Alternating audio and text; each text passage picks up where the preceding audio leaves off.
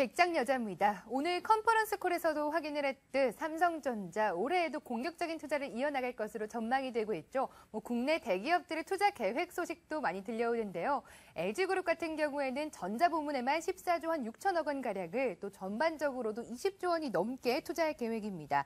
현대차그룹도 지난해 수준의 투자를 발표했고요. SK그룹도 16조 원 규모를 투자할 것이라고 말을 하면서 이렇게 국내 굵직한 4개 기업 거의 100조 원이 넘는 설비 투자가 이루어지지 않을까 전망 나오고 있습니다. 그렇다면 과연 어떤 종목이 이에 따른 수혜를 받을 수 있을지 살펴봐야겠죠. 먼저 삼성증권에서는요. 대내외 불확실성이 해소가 되고 매크로 경기 바닥을 확인하면서 현대제철과 LX산전 그리고 SFA를 또 수혜주로 선정을 했습니다. 신영증권에서는 정권이 교체되면 기업들의 설비 투자가 증가한다는 점을 들면서 관련 중소형주로 신흥기계와 우진플라임, HB테크놀로지와 KPF를 추천했습니다. 네, 설비 투자 수혜주들 벌써부터 좀 상승 기질개를 펴고 있는 종목도 있는데요. 과연 객장의 미녀 전문가들은 어떤 종목을 또 골랐을까요? 한번 살펴보도록 하겠습니다. 한화투자증권 동대문 지점의 신보람 대리 의견부터 확인해 볼게요. 서운캅셀을 주목하고 있는데요. 하드캡슐 국내 점유율이 95%가 넘어갑니다. 캐패시티 확장 효과에 따라서 올해 본격화된 실적을 보일 것으로 기대했습니다. 메리츠증권 영동지점 김소원 대리는 신흥기계에 관심 두고 있습니다. 올해 본격적인 설비 투자가 증가할 것으로 역시나 기대감 나타냈습니다. 동양증권 금융센터 삼성역 지점의 박진희 차장은 네페스에 주목했습니다. 수주가 지속되면서 실적이 꾸준하게 개선세를 보일 것으로 말씀 주셨네요. 한화투자증권 서초지점의 송은혜 대리는 SFA를 꼽았습니다. 투자 확대가 필수적이라면서 삼성디스플레이의 투자 확대에 대한 기대감을 표했습니다. 마지막으로 이분의 의견 좀 더 자세하게 들어보도록 하겠습니다. HMC 투자증권 서초지점 임수연 대리입니다. 안녕하세요. 네, 안녕하세요. 네, 기업들의 설비 투자가 증가하게 되면 과연 어떤 종목들이 좀 수혜를 입을 수 있을까요?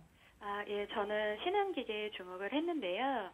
신흥기계 같은 경우에는 작년에 첫 거래일 주가가 18,600원이었는데 마지막 거래일 종가가 9,940원이었습니다. 그래서 연간 47%의 하락세를 보여줬는데 실질적으로 매출액은 819억으로 22% 상승을 했고 당기순이익은 76억으로 한 27% 상승을 전망하고 있는데요. 따라서 주가 하락 원인이 기계업종의 전반적인 부진 속에서 매출 가이던스가 한 1,200억 정도 됐었는데 거기에 도달하지 못했던 점하고 경기 이제 부진으로 인한 업황의 불확실성이 증폭이 된 것으로 보여지는데요.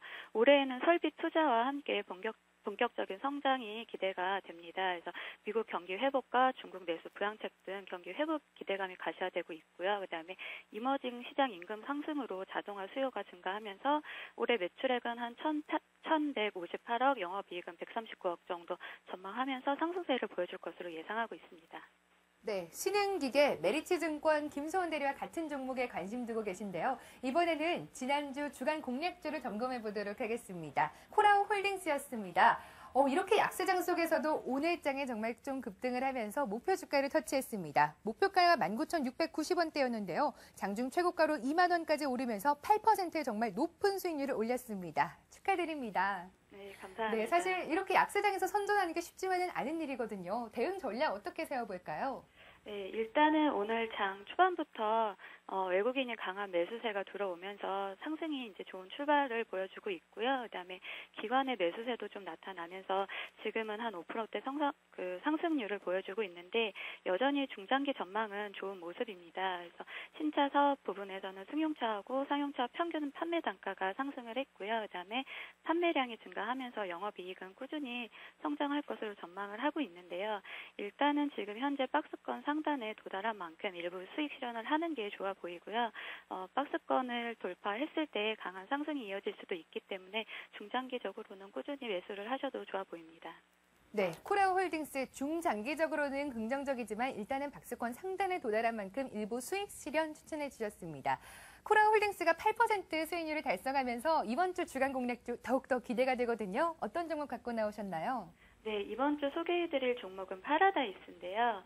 파라다이스 같은 경우에는 최근에 이제 주가 조정을 받으면서 한 2달 정도 성장을 하지 못하는 모습이었는데요. 파라다이스 같은 경우에는 작년 4분기에 한 2차례 가격 조정을 받았고요.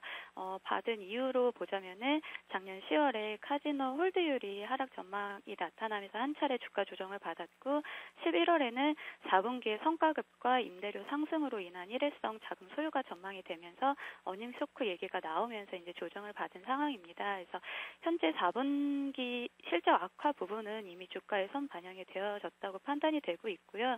최근 환율 하락에 따른 우려감 또한 주가에 반영이 되어진 모습입니다. 사실 카지노 사업 같은 경우에는 VIP 고객 비중이 90%를 차지하는 만큼 환율보다는 소득 수준이 영향을 더 많이 받게 되어 있는데요. 그래서 환율보다는 고객들의 드랍액이 더 중요합니다. 그래서 4분기 드랍액 같은 경우에는 2.9% 상승을 하면서 분기 기록을 갱신을 하는 모습이고요. 작년에 문제가 됐던 홀드율 같은 경우에는 중기적으로는 평균에 회귀하기 때문에 홀드율이 하락한 지금 현재에는 매수로 접근해 보기 충분하고요. 13년도의 모멘텀이 분기마다 확인되고 있어서 굉장히 좀 좋은 모습이 흐름으로 나타날 것 같은데요. 1분기 같은 경우에는 워커힐 증설, 2분기에는 세금 환급, 3분기에는 영종도 카지노 착공, 그다음에 마지막으로 4분기에는 부산 카지노 통합을 앞두고 있습니다. 그래서 카지노 사업 같은 경우에는 초기 성장 단계에 있는데 이 초기 성장 단계에서 마켓시어가 1위인 만큼 충분히 메리트가 유지될 것으로 보여지고 있고요. 손절가는 17,000원입니다.